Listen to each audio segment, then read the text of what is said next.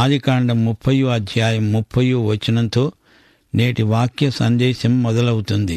వినండి. యాకోబు లాబానుతో అంటున్నాడు, నేను రాకముందు నీకు ఉండినది కొంచెమే, అయితే అది బహుగా అభివృద్ధి పొందింది. నేను పాదం పెట్టిన చోటెల్లా యెహోవా నిన్ను ఆశీర్వదించాడు. నేను నా ఇంటివారి కోసం, నా కుటుంబం కోసం ఏం సంపాదించుకునేది, ఎలా సంపాదించుకునేది? లాబానన్నాడు, ఏమి ఇయ్యమంటావు? యాకోబు అంటున్నాడు, నీవు నాకేమీ ఇయ్యవద్దు. నీవు నా కోసమై ఈ విధంగా చేస్తే నేను తిరిగి నీ మందను మేపుకొస్తాను. ఏమిటా విధం? చెబుతా విను.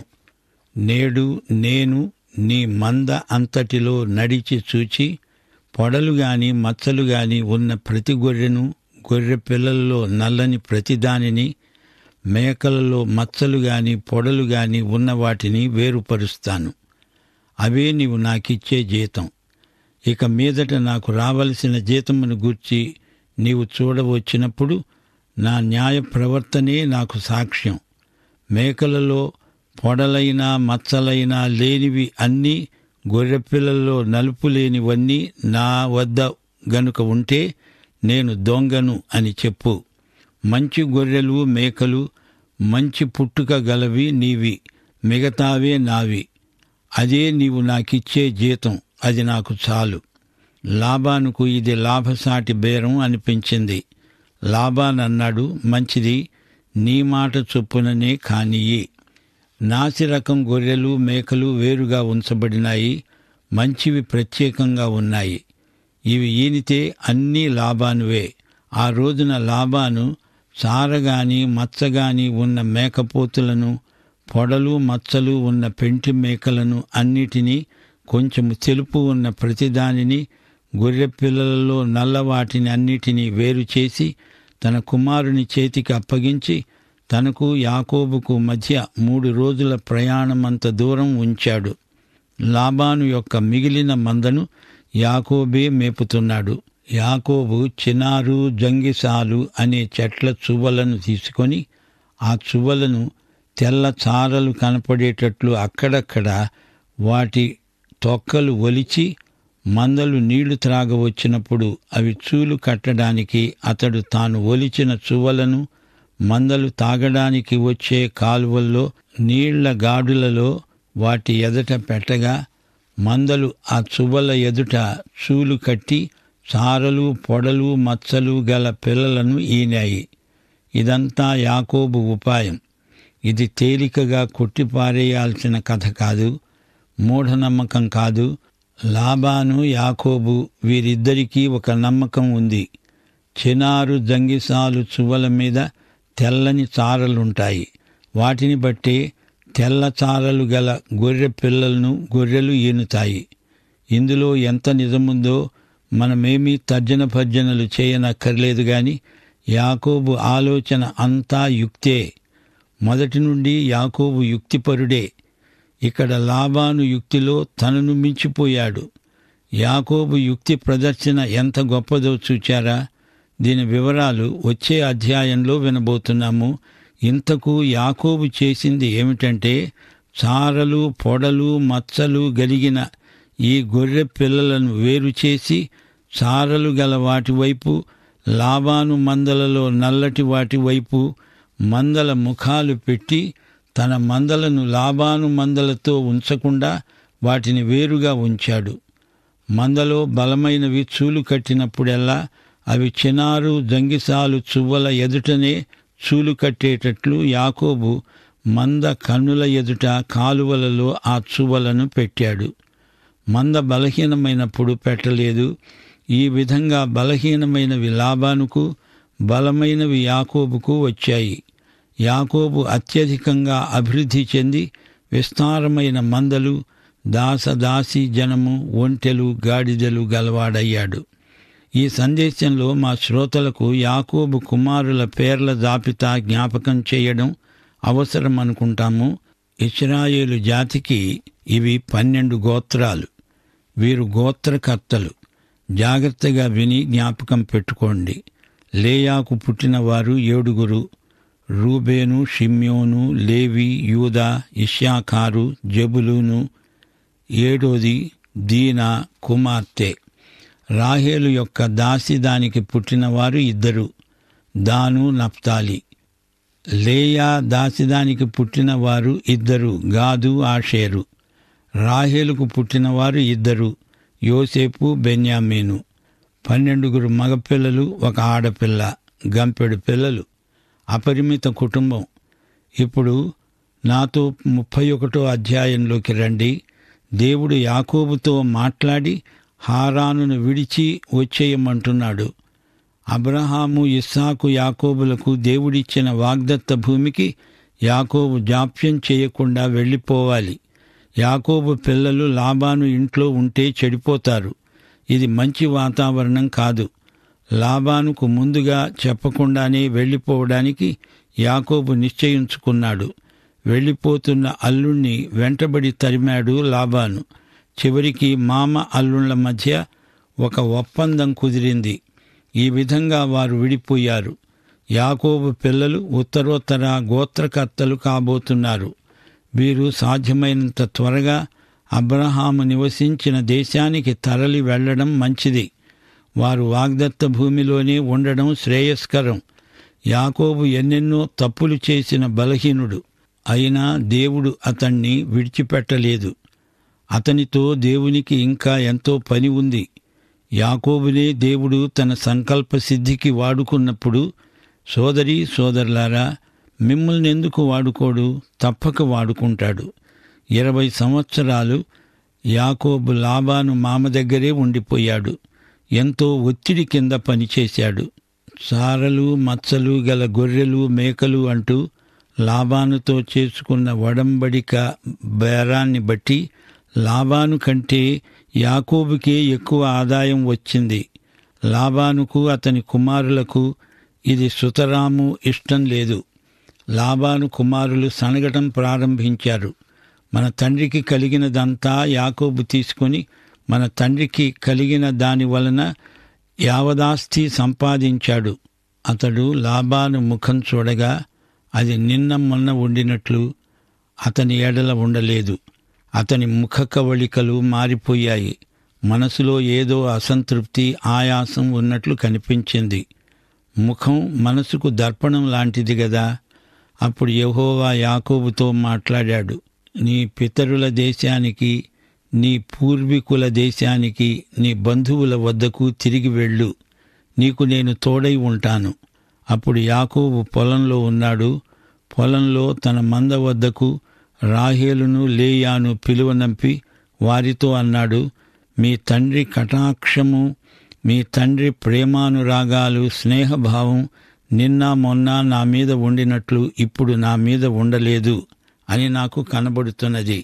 అయితే నా తండ్రి యొక్క దేవుడు నాకు తోడై ఉన్నాడు. మీ తండ్రికి నా యావచ్చక్తితో నా బలమంతా ధారపోసి కొలువు చేశాను, చాకిరీ చేశాను, ఒళ్ళు దాచుకోలేదు. ఈ సంగతి మీకు తెలుసు. మీ తండ్రి నన్ను మోసపుచ్చి దగా చేసి 10 మార్లు నా జీతం మార్చాడు. నా జీతానికి కోత పెడుతూనే ఉన్నాడు. అయినా అతని మూలంగా దేవుడు నాకే హాని కలగనీయలేదు. దేవుడు అతన్ని అదుపులో ఉంచుకున్నాడు. అసలు సంగతి ఏమిటంటే, దేవుడు యాకోబును అక్కడ్నుంచి కదులు అన్నాడు. వెళ్ళిపోవడానికి తన భార్యలను మానసికంగా సిద్ధపరుస్తున్నాడు. ఇంటి దగ్గర ఈ సంగతులు మాట్లాడితే గోడలకు చెవులుంటాయి. లాబాను కొడుకులో పనివారో వింటారు. అందుకే వారిని పొలానికి తన మందల దగ్గరికి పిలిపించాడు.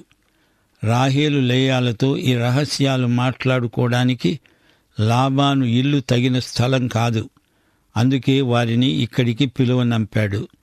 యాకోబు అంటున్న మాట నిజమే. చచ్చి చెడి నరాలు తెంచుకొని చాకిరీ చేశాడు. అతడు పొడలు గలవి నీ జీతం అని చెప్తే అప్పుడు మందలన్నీ పొడలు గల పిల్లలను ఈనాయి. చారలు గలవి నీ జీతం అని చెప్తే అప్పుడు మందలన్నీ చారలు గల పిల్లలను ఈనాయి. ఆ విధంగా దేవుడు మీ తండ్రి పశువులను తీసి నాకిచ్చాడు. పనులు చేయటంలో, చేయించటంలో లాబాను ఎంతో తెలివైన మేస్త్రి. అతనికి అతడే సాటి. ఎట్టి పరిస్థితిలోనూ తనకు నష్టం రాకుండా జాగ్రత్త పడతాడు. లాబాను అనే కంటే అతన్ని లాభము అను, అది సరైన పేరు. లాబాను కింద 20 సంవత్సరాలు పనిచేస్తే 10 సార్లు తన జీతం మార్చాడు. అయ్యో పాపం యాకోబు! యాకోబు విసికి వేసారిపోయాడు. ఎటూ తోచని పరిస్థితిలో దేవుడు అతనితో మాట్లాడాడు. దేవుడు అతనితో మాట్లాడడమే కాదు, అతనితో సహవాసం చేశాడు కూడా. దేవుడే యాకోబుకు ఈ పశు సంపద ఇచ్చాడు.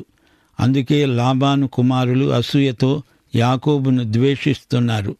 వెళ్ళిపోవాలనే తన దృఢనిశ్చయాన్ని యాకోబు వెలిబుచ్చుతున్నాడు. మందలు చూలు కట్టే కాలంలో నేను స్వప్నమందు కన్నులెత్తి చూడగా గొర్రెలను దాటే పొట్టేళ్లు, చారలు, పొడలు, మచ్చలు గలవి. ఆ స్వప్నమందు దేవుని దూత యాకోబును పిలిచాడు. యాకోబు, చిత్తం ప్రభూ అని పలికాను. అప్పుడు ఆయన నాకు ఆజ్ఞాపించాడు. అన్నాడు, నీ కన్నులెత్తి చూడు, గొర్రెలను దాటుతున్న పొట్టేళ్లన్నీ చారలు గాని, పొడలు గాని, మచ్చలు గాని గలవి. లాబాను నీకు ఏం చేస్తున్నది అదంతా నేను చూచాను. నీవు ఎక్కడ స్తంభం మీద నూనె పూశావో, ఎక్కడ నాకు మొక్కుబడి చేశావో ఆ బేతేలు దేవుడను నేనే. ఇప్పుడు నీవు లేచి ఈ దేశములో నుండి బయలుదేరి నీవు పుట్టిన దేశానికి, నీ జన్మభూమికి తిరిగి వెళ్ళు.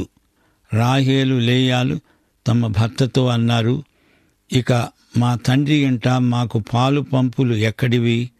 మా నాన్న పోతే మాకు వచ్చే పిత్రార్జితం ఏమీ లేదు.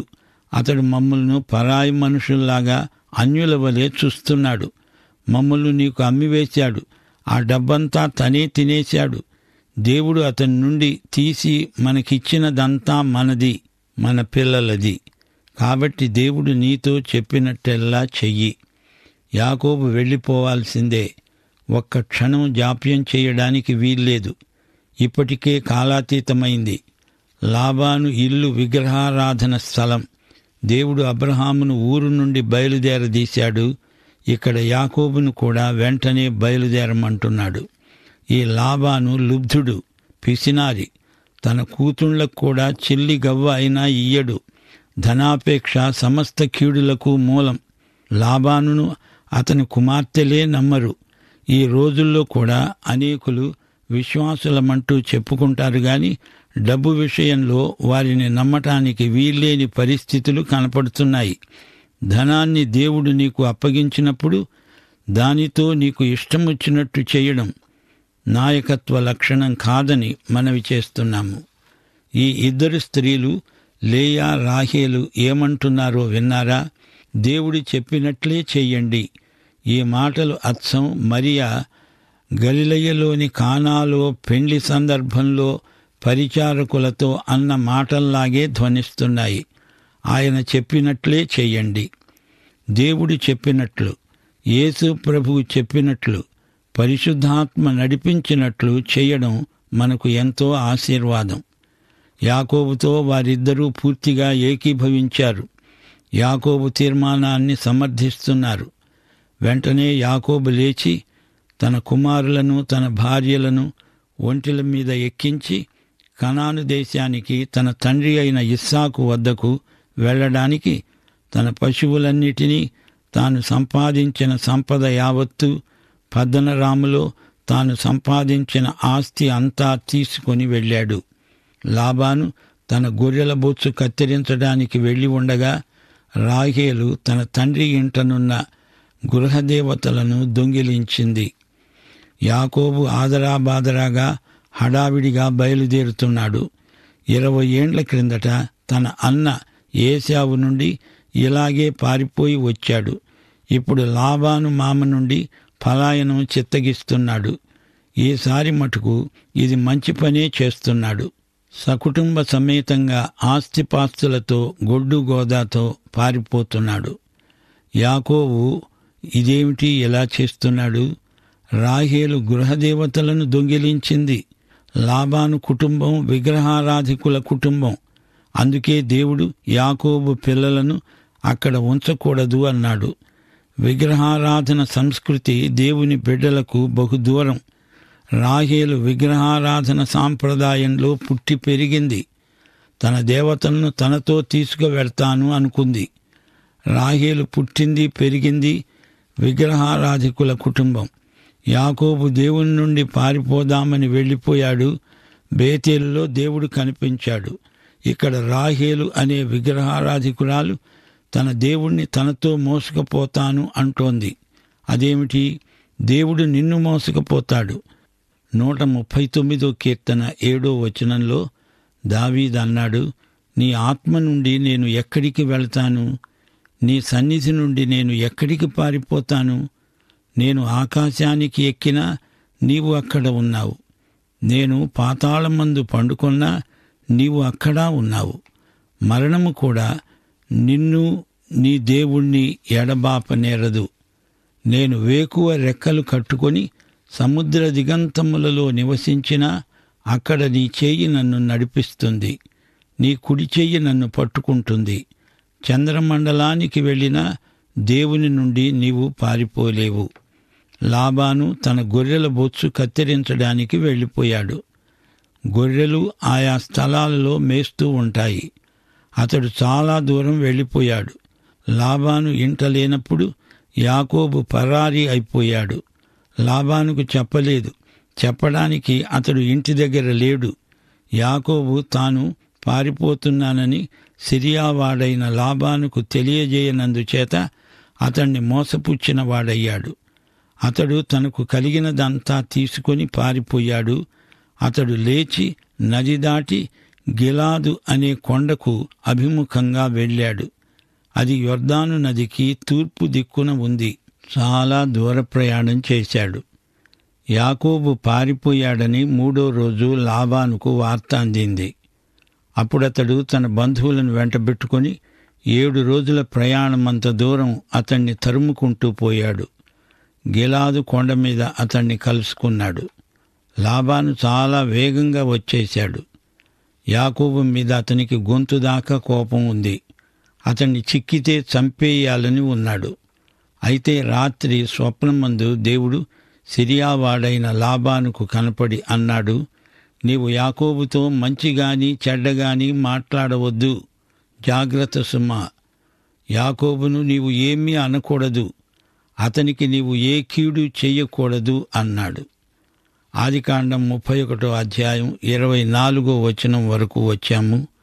ఈ సందర్భంలో సోదరీ సోదరులారా, మనమున్న వాతావరణాన్ని గురించి మీకు కొన్ని మాటలు చెప్పగోరతాను. యాకోబు కుమారులు సరైన వాతావరణంలో లేరు. అందుకని వారిని అక్కడి నుంచి దేవుడు తప్పిస్తున్నాడు. వాతావరణం, పరిసరాలు మనకు ఎన్నో సమస్యలు తెచ్చిపెడతాయి అంటున్నారు మేధావులు. 24వ కీర్తన 1వ వచనం మననం చేయండి. భూమి, దాని సంపూర్ణత, లోకము, దాని నివాసులు అంతా యెహోవావే. ఇది అక్షరాల నిజం. చరాచర సృష్టికి అంతటికీ దేవుడే నిర్మాత. సృష్టికర్తదే సృష్టి అంతా. 115వ కీర్తన 16వ వచనం వినండి. ఆకాశములు యెహోవా వశము, భూమిని ఆయన నరులకు ఇచ్చి ఉన్నాడు. అవును, భూమి నరులకు ఉద్దేశించబడింది గనుక ఈ భూమి దేవునిది, నరునిది కూడా. ఇది దేవునికి మనకు ఉమ్మడి సొత్తు.